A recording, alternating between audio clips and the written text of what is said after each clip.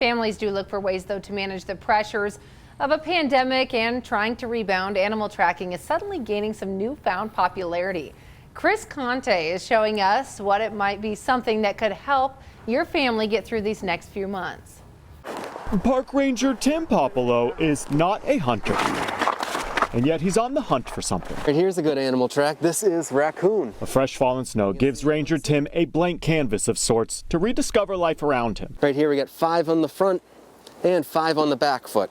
So that's the weasels, the bears, the raccoons, and the people. From raccoon prints to a hole dug in the snow where a squirrel kept a walnut for safekeeping, everything out here tells a story of survival. By looking at these tracks, you can get a little bit of a glimpse into what was going through this rabbit's mind. For a rabbit, you're on the dinner menu for a lot of animals. It doesn't matter where you live in the country, could be winter or summer.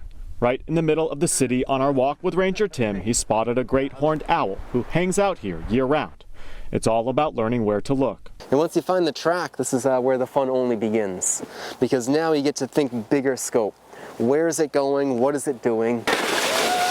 For families struggling through a pandemic winter, an activity like animal tracking can be a perfect outlet to get kids outside. How to form a story, create characters, develop plot, and figure out what these animals do, and then ask and answer your own question of why they're doing it. As food becomes more scarce in the winter, animals have to travel twice the distance to find what they need, which provides a perfect opportunity for us to see more wildlife right now. It's impossible for any animal to go an entire day without leaving something behind for us to find. And perhaps now more than ever, it's important to have an escape of any kind to help manage some of the pressure of this pandemic. And I just think people are starting to miss the connections of how to feel better. As a licensed clinical social worker, Demetrius Perkins actually sees all kinds of value in an activity like animal tracking. We're getting fresh air, we're getting sunlight, so we're getting that vitamin D, we're getting all that stuff, right?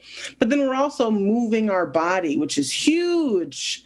People are not moving. The simple concept of carrying out a plan or achieving a goal, like finding that great horned owl in the woods, can do a lot more for your mental health than you may realize. So activities that give you a sense of control and organization can make you feel much more regulated. So when you come out here, it's really easy to forget everything that's going on. Stop thinking the way that we're thinking as people and try to think the way a deer would think or the way a coyote would think.